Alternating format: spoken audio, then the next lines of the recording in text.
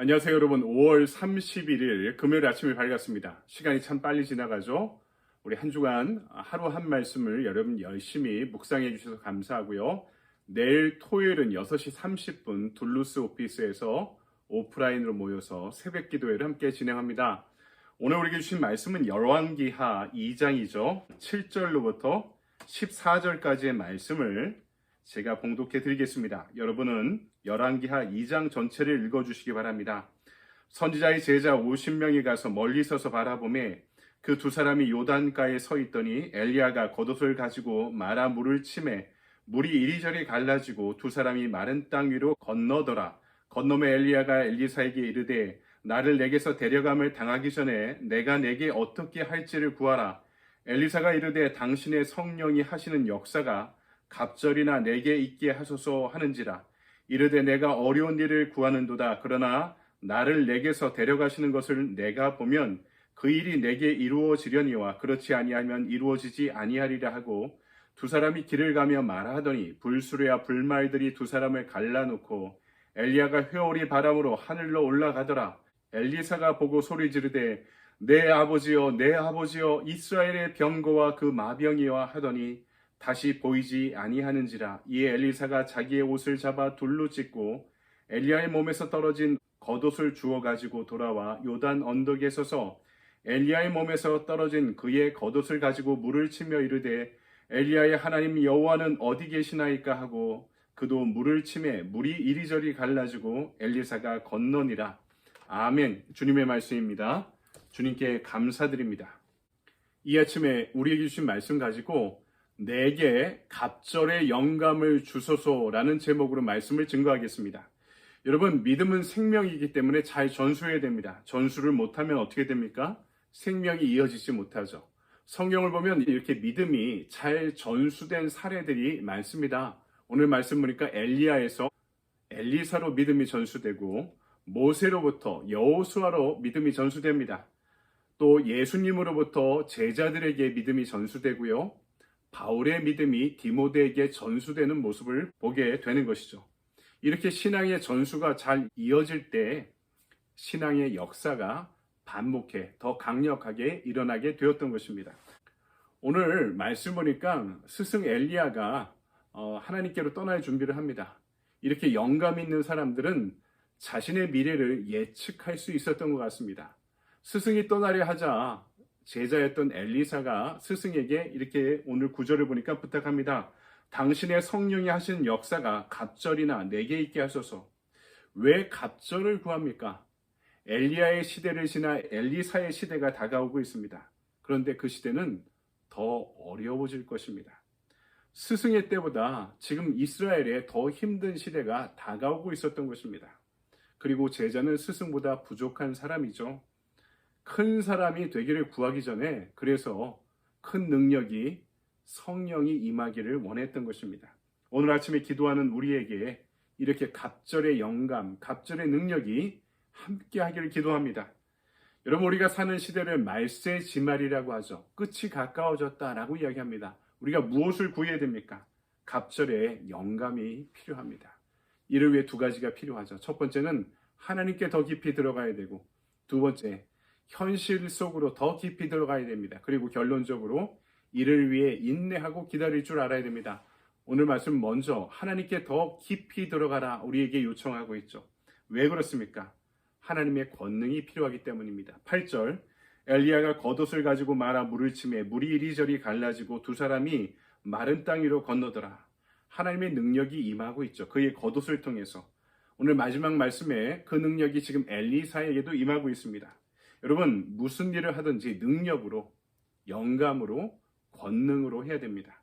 뭐든지 권세와 능력이 하나님께로부터 우리에게 임하길 위해 기도해야 됩니다. 누가복음 24장 49절입니다. 보이시어다 내가 내 아버지께서 약속하신 것을 너희에게 보내리니 너희는 위로부터 능력으로 입혀질 때까지 이 성에 머물라 하시니라. 초대교회에 주신 말씀이죠. 이 성에 머물러 기다리라.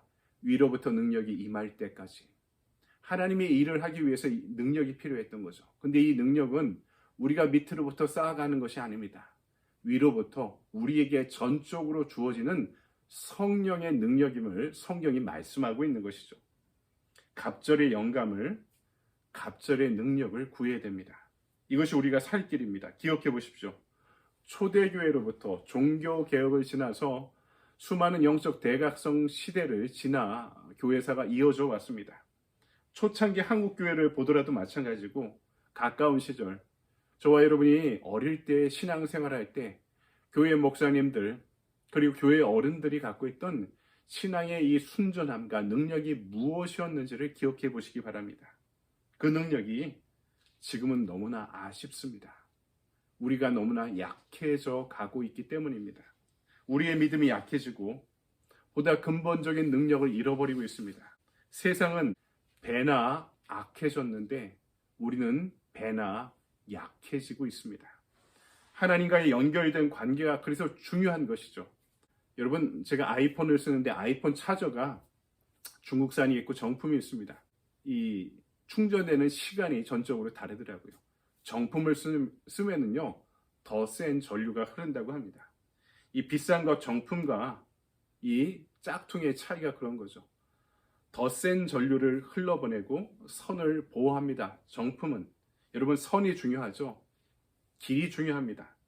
우리 성도의 생명도 하나님을 향한 길이 열릴 때 가능합니다. 말씀과 기도의 선이 있어야 되죠. 예배를 통해 하나님의 영광과 임재를 경험해야 됩니다. 우리한테도 신앙생활의 차저가 필요한 거죠. 충전선이 있어야 되는 것입니다.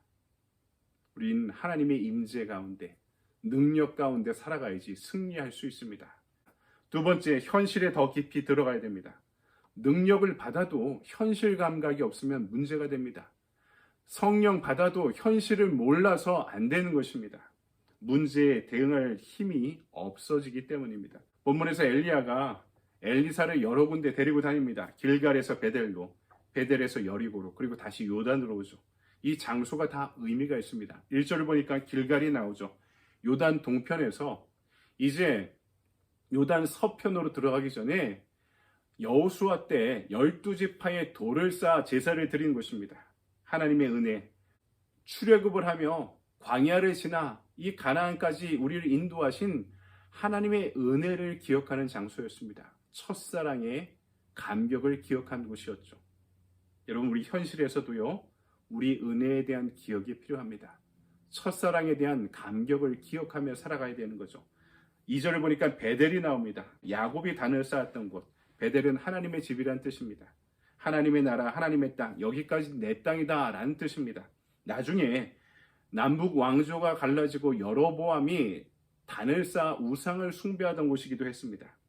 진짜와 가짜가 병행하던 장소입니다. 하나님을 말하면서도 우상 숭배가 이루어진 곳이 베델입니다. 우상 숭배의 베델을 이제 하나님의 집 베델로 다시 만들어야 될 사명이 주어진 것이죠. 그리고 4절을 보니까 여리고로 데려갑니다. 사막 한가운데 있던, 광야 한가운데 있던 오아시스 지역, 대단히 번성한 도시 지역이었습니다. 고대 교통과 상업의 중심지였죠. 여러분, 기독교 신학은 산속으로 들어가서 산기도하면서 침묵하고 수련할 때도 필요합니다. 하지만 그런 것도 다시 세상의 한가운데로 내려오기 위해 필요한 것이죠. 시장의 한가운데로, 세상의 한가운데로 나가야 됩니다. 빛과 소금이 의미 있는 것은 빛이 어둠에 스며들기 때문이고 소금이 음식에 스며들기 때문입니다. 빛과 소금이 뭉쳐있기만 하면 문제가 됩니다. 빛이 뭉쳐있으면 어둠을 몰아내지 못합니다. 소금도 뭉쳐있으면 짜기만 합니다. 여러분, 복음서를 보면 변화산상의 이야기가 나오죠. 예수님이 3명의 제자와 함께 변화산상에서 변화산의 체험을 하지 않습니까? 베드로가 그 은혜가 너무나 감격스러워서 여기가 좋사오니 하니까 예수님이 내려가야 된다고 말씀하죠. 왜 그렇습니까? 지금 변화산 밑에 귀신 들린 아이의 아버지가 기다리고 있었던 것입니다. 변화산 자체가 중요한 것이 아니라 은혜 받고 변화되었으면 땅 한가운데로 내려와서 그 땅을 변화시켜 가야 될 책임이 우리에게 주어진 것입니다. 그래서 교회에만 모여 있으면 안 됩니다. 세상 한가운데로 들어가서 빛과 소금이 되어야 됩니다. 여리고로 가십시오. 이것이 강력한 제자도인 것입니다. 마지막으로 결론적으로 이를 위해 우리는 기다려야 됩니다. 엘리야가 자신의 갈 길을 알고 제자 엘리사를 두고 떠나려고 합니다. 2절, 너는 여기 머물라, 나는 가겠다. 4절 너는 여기 머물라 나는 가겠다. 6절에도 너는 여기 머물라 나는 가겠다. 이에 대해 엘리사의 반응이 세 번 다 동일한 구절이 나옵니다. 엘리사가 이르되 여호와께서 살아계심과 당신의 영혼이 살아있음을 두고 맹세하노니 내가 당신을 떠나지 아니하겠나이다 하는지라. 아직 하나님의 영광을 받지 못했죠. 스승이 하나님의 품으로 떠나기 전에 나는 당신을 떠날 수 없습니다. 매달리고 있었던 것입니다. 여러분, 진짜와 가짜의 구분이 뭡니까? 진짜는 떠나지 않습니다. 포기하지 않습니다. 성령이 함께 하시면 끝까지 갑니다. 아니, 성령 받기 위해 끝까지 남아 있어야 됩니다. 오순절 다락방의 120문도처럼 베드로 전서 4장 11절 만일 누가 말하려면 하나님의 말씀을 하는 것 같이 하고 누가 봉사하려면 하나님이 공급하시는 힘으로 하는 것 같이 하라. 이는 범사의 예수 그리스도로 말미암아 하나님이 영광을 받으시게 하려 함이니 그에게 영광과 권능이 세세에 무궁하도록 있느니라. 아멘. 말을 하더라도 하나님의 능력으로 하고 봉사를 하더라도 하나님이 공급하시는 힘으로 하라. 여러분, 하나님께 붙잡힌 바 되면 지치지 않습니다.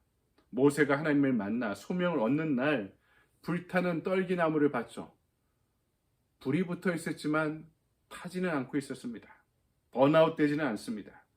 하나님께서 부어주시면 불이 붙습니다. 하지만 지치지 않습니다. 번아웃 되지 않습니다. 타버리지 않습니다. 오늘 우리에게 갑절의 권능이 임하기를 기도합니다. 그래서 그 능력을 후대와 이 세상에 전할 수 있는 저와 여러분이 되기를 주님의 이름으로 간절히 축원드립니다. 아멘.